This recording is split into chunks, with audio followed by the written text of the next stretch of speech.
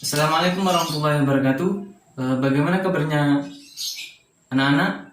Eh, jadi hari ini kita akan mempelajari tentang beriman kepada malaikat-malaikat Allah SWT dengan meneladani sifat-sifatnya. Sebelum memulai pembelajaran, mari kita membaca suratul Fatihah terlebih dahulu. A'udzubillahi minasyaitonirrajim. Bismillahirrahmanirrahim. Alhamdulillahi rabbil alamin. Ar-Rahmanir Rahim. Maliki yaumiddin. Iyyaka na'budu wa iyyaka nasta'in. Ihdinas siratal mustaqim. Siratal ladzina an'amta 'alaihim ghairil maghdubi 'alaihim waladdallin. Amin. Sebelum masuk pada pembelajaran pada hari ini, apakah teman-teman tahu bahasanya percaya atau iman kepada malaikat Allah ini termasuk kepada rukun iman yang keberapa? Ayo. Jadi percaya kepada malaikat-malaikat Allah SWT atau iman kepada malaikat Allah ini adalah termasuk rukun iman yang kedua. Jadi yang pertama yaitu iman kepada Allah SWT, kemudian yang kedua adalah iman kepada malaikat Allah SWT, yang ketiga adalah iman kepada kitab-kitab Allah SWT, yang keempat yaitu iman kepada Nabi dan Rasul, kemudian yang kelima kita harus percaya kepada hari kiamat, dan yang keenam adalah percaya kepada qada dan qadar. Baik, selanjutnya saya akan membacakan Quran Surah Al-Anbiya sebagai acuan atau dasar kita untuk mempelajari materi ini. Jadi di sini adalah menggunakan Quran Surah Al-Anbiya ayat 19. Bismillahirrahmanirrahim. Walahu man fis samawati wal ard wa ma indahu la yastakbiruna an ibadatihi wa la yastahsirun. Sadaqallahul azim. Arti dari Quran Surah Al-Anbiya ayat 19 ini adalah dan miliknya siapa yang di langit dan di bumi, dan malaikat-malaikat yang di sisinya tidak mempunyai rasa angkuh untuk menyembahnya dan tidak pula merasa letih. Baik, materi pertama pada pagi hari ini yaitu mengenai sifat-sifat dan perilaku malaikat Allah Subhanahu wa taala.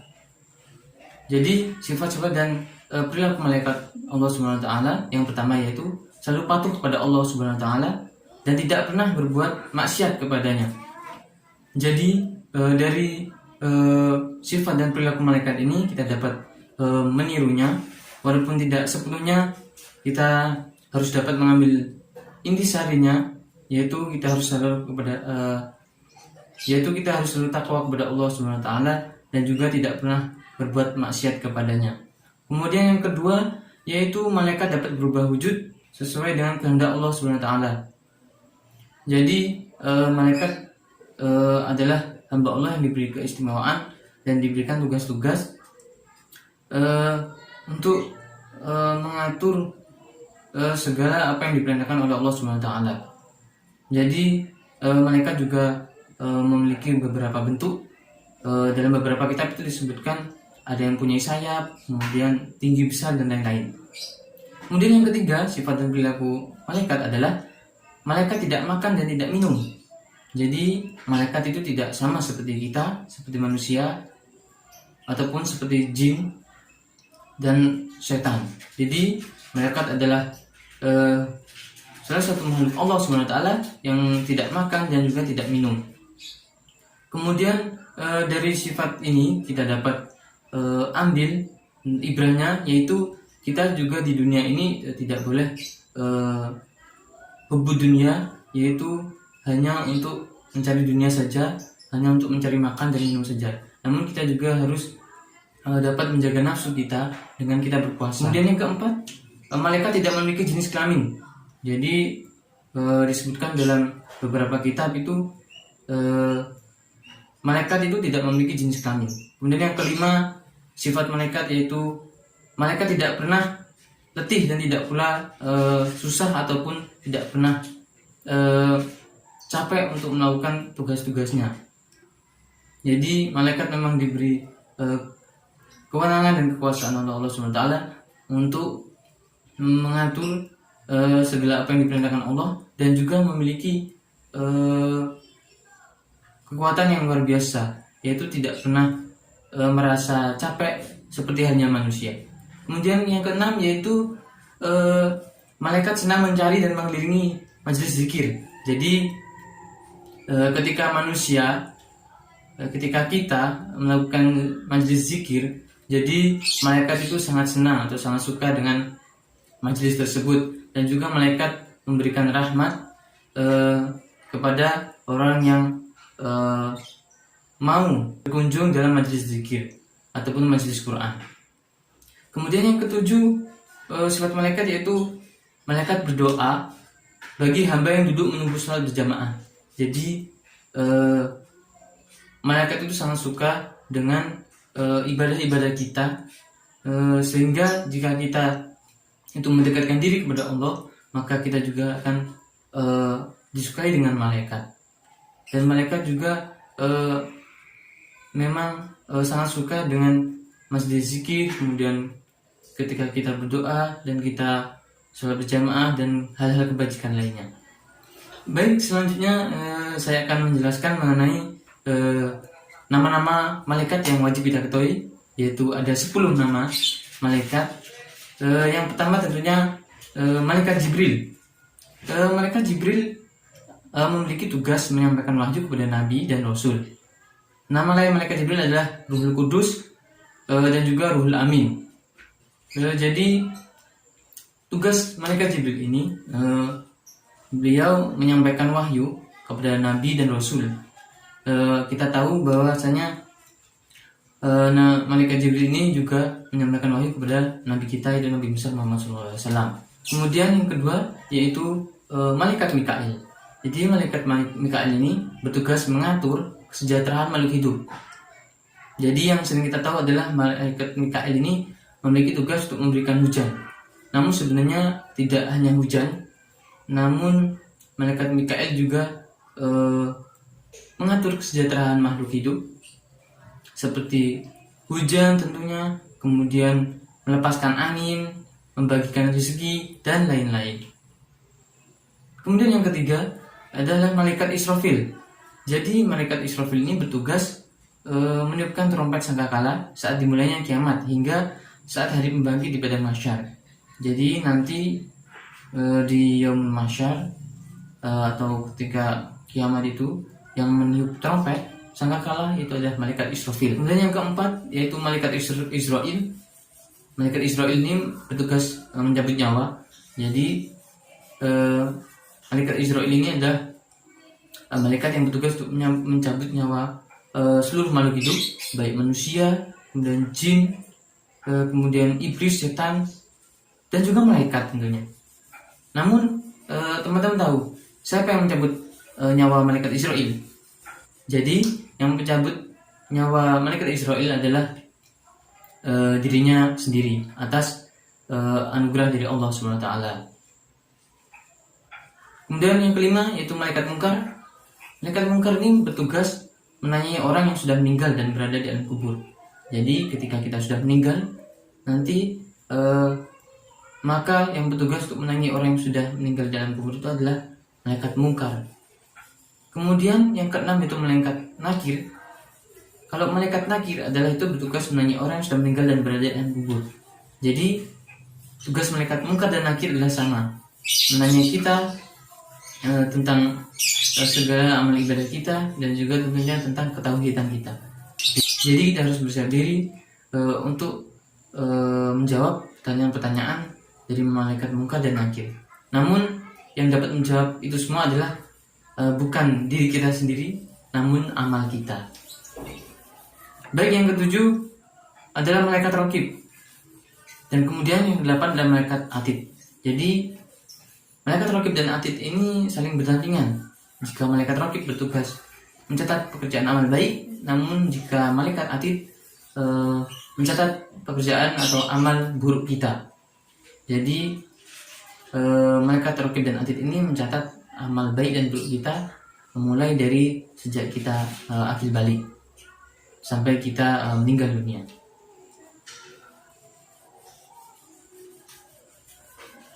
Lanjut ke malaikat yang ke-9 yaitu malaikat Ridwan, yaitu yang bertugas menjaga dan mengatur kesejahteraan penghuni surga. Jadi hiruk pikuk atau kegiatan-kegiatan di surga itu adalah yang menjaga adalah malaikat Ridwan.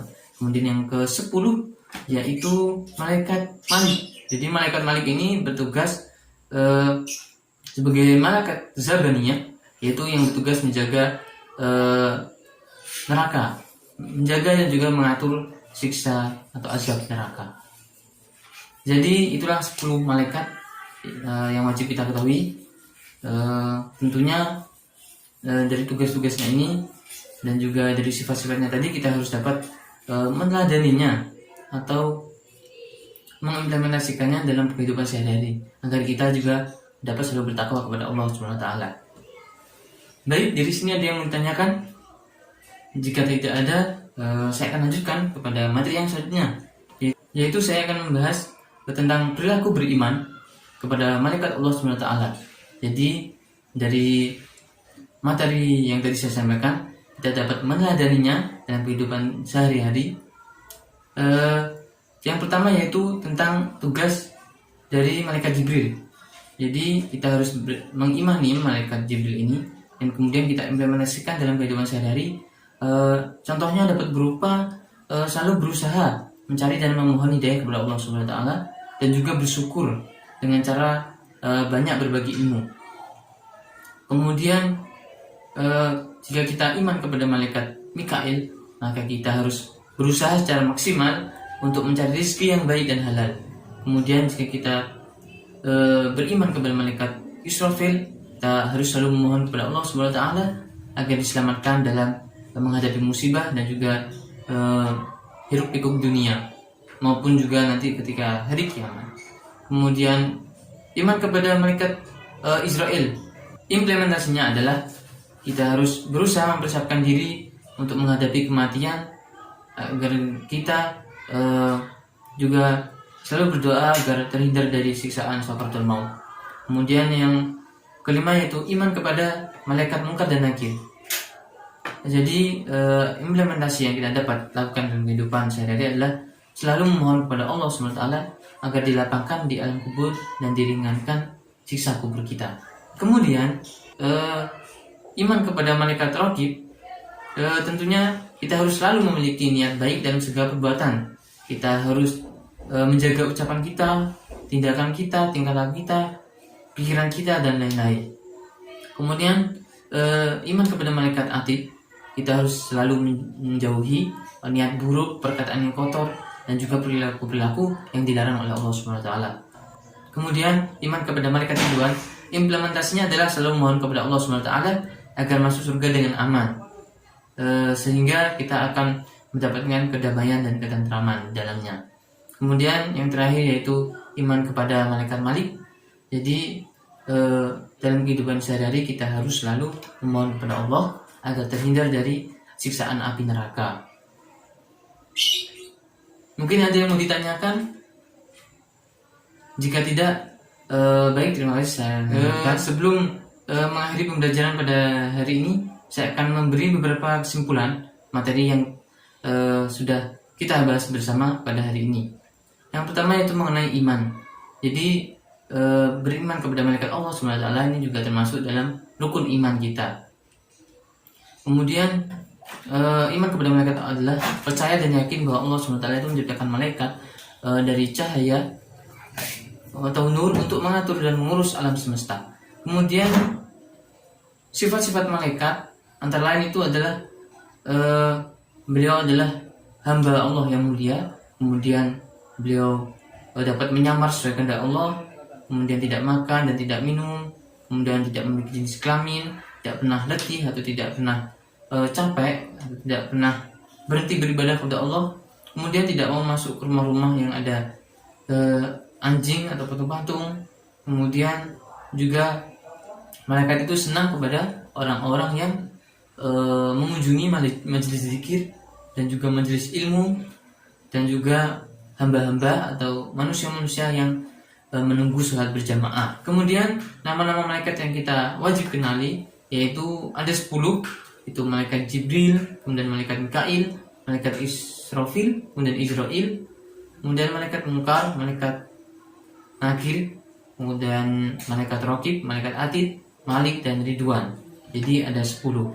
Kemudian beriman kepada malaikat ini dapat kita wujudkan dengan dalam kehidupan sehari-hari dengan mengetahui tugas malaikat tersebut, kemudian menjadikan tugas malaikat itu sebagai pedoman kita untuk melakukan perbuatan yang baik atau amal yang baik, kemudian menjauhi dari perbuatan yang buruk yang dilarang oleh Allah Subhanahu Wa Taala.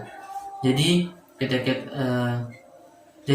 kita sudah paham tentang hal ini, maka kita harus yakin bahwasanya kita sudah menjalankan satu keimanan dari rukun iman yang telah ditetapkan oleh Allah Subhanahu Wa Taala. Baik, kurang lebihnya itu saja dari saya. Kurang lebihnya mohon maaf. Sebelum mengakhiri pembelajaran pada hari ini, mari kita membaca doa akhir majelis bersama-sama. Bismillahirrahmanirrahim.